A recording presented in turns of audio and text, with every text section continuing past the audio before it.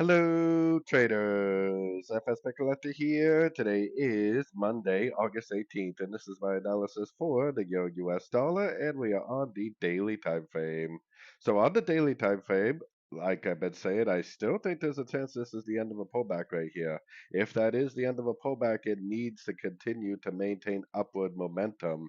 It cannot break structure to the downside at a Fibonacci level if this right here really is the end of an ABC correction.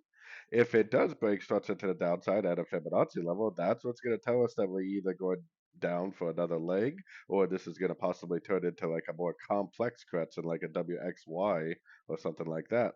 So, anyways, going down to the 1 hour time frame, I got my Fibonacci retracement just on the last leg up because if I see three waves down to any one of these Fibonacci retracement levels and then like a nice engulfing move to the upside, that I definitely would take it as a long opportunity. The trend is for sure still up on the higher time frames. As always, the trend is your friend.